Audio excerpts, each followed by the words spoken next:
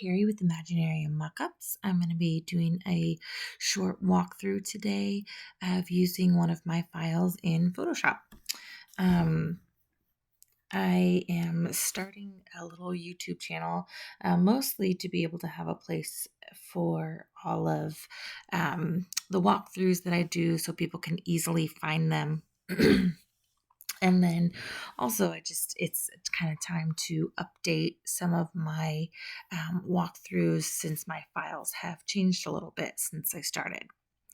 All right, so I have a mockup file up. I just opened it. And this pattern is the sweater romper from Lowland Kids, but hacked to be short sleeves. So over here in the layers is where you're going to be working. And the very top will always be the main photo, and you don't want to do anything to edit that. Underneath that is going to be the inner shadows of the garment, so I will turn that off so you can see the difference. And that one, I'll show you a little bit more later, but you can change the opacity to make it darker or lighter. And that helps, like if you have a darker fabric file, you might want to bump up the those shadows so that you can see them a little better. Okay. And then underneath the inner shadows are the outer, and I'll turn those off so you can kind of see the difference. That's without and that's with. And again, you can also change the opacity on that, and that depending on what background color or texture you use, you might want to play with that to get the best look. Okay, now we're going to get started into actually creating the mock-up. I like to have mine organized in files, so each section of the garment has its own file. And within that, you can either add a fabric file or you can do a solid color. So I'm going to start just with the solid color here. You want to make sure that the fabric file part is turned off because in the layers, whatever is on top is what's going to be showing. And this little, so by turning the visibility off with the little eye, you can turn that one off and you'll just see the color. All right, but I want to add a fabric into here, so I'm going to double click within this little square, which is a smart object. And this is where I can add the fabric file. So you just want to pull up wherever, once you're in here, wherever you have your fabric files at. Okay, and then I'm going to select this one and just drag it in and drop it. So you can see here that this larger square, the white square, is 18 by 18. And so I always have that labeled so you know what this size is that you're filling up. Okay, so you want to make sure that this whole white square or rectangle, sometimes it's a rectangle, is filled up with your fabric file. So what I'm going to do, this is a 12 by 12 file, and I want to maybe scale it differently. I'm going to scale it at 6 by 6. So you'll see the numbers here. It's showing you the width and the height in pixels. And all of my files are set up so that 100 pixels equals 1 inch. So if I put this at like 800 pixels by 800 pixels, that would be like scaling it to 8 by 8. So let's see. Maybe I will do different. I'll do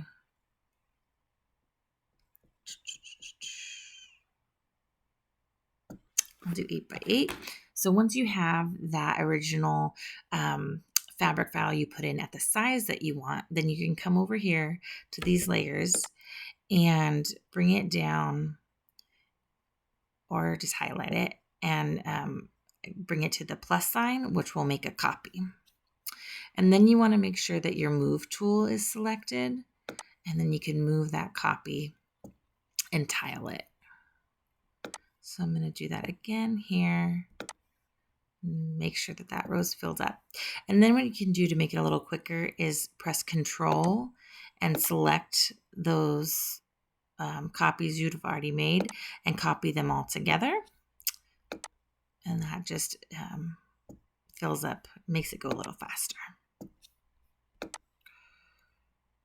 All right, now that I have that all tiled, when you're in, after you've added your fabric file, you want to make sure that you save. So if you don't save this, if you add it in and then you come back over here to the main file, you're not going to see it. So you have to make sure to save either by coming up here and selecting save while you're in this smart object, or by pressing Control and S at the same time on your keyboard. All right, now that that's saved, I can click out of it and come back here, and it's placed on the mock-up. So I'm going to close out of that. So for this one, so you could individually go in to each of the bands and put in a color or a fabric file. But usually I also have a section down at the bottom that has all the bands together if you just want to add the same color to all of them. But again, you have to make sure that then these ones up top are turned off. Okay, so all of those are off. I'm going to add in my color. So I double clicked here, and that brought up the color picker. And you can either, you can click around here and see what color that you like, or you can use the eyedropper that comes up and select something from within your file, a color from within your file fabric. If you have a specific color that you can enter that in here too. Let's see. I will do that. And so say, I like that color, I'm happy with it. Then if you can press OK, and then that will save it here. But if you want to also use it, you think you're going to use it again in other areas of the mockup, you can select Add to Swatches, and you can give it a name or just leave it as that, and then press OK.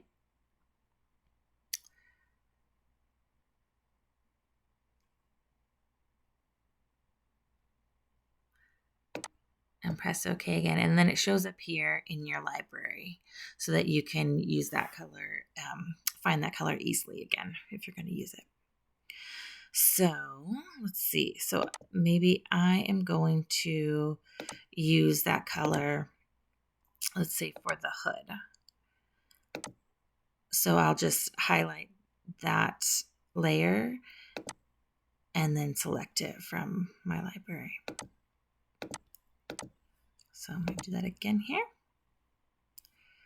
And now I'm going to do the inner hood. For this one, I'm going to do a fabric.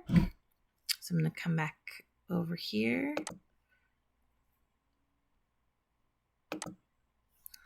Doesn't want to bring it up. Okay.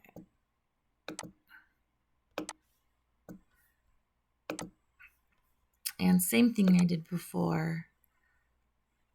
Let's see, I'll do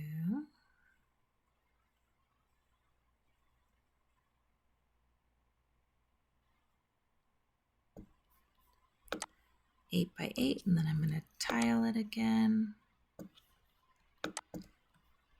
Copy those at the same time. And then I'm going to save. And now you can see it there in the middle.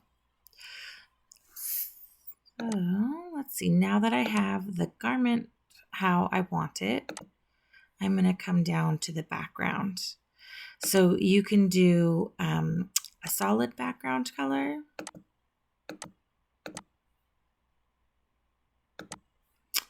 You can do a gradient. So there's lots of different options here in Photoshop that you can pick from. Or you can come down and open up different textures. So there's lots of different options in there. And you can even stack them on top of each other. So let's see. I want maybe the subtle, like the canvas texture, but I want it to be a different color.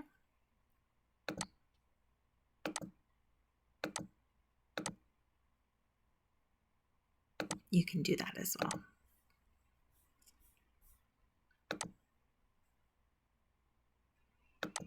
And then here, and you might want to come back, after you've done those things and play with the shadows again a little bit. And that's it. If you have any questions, feel free to reach out. Or thanks for watching. You can find my mockup files at imaginariummockups.com and follow me here for more walkthroughs.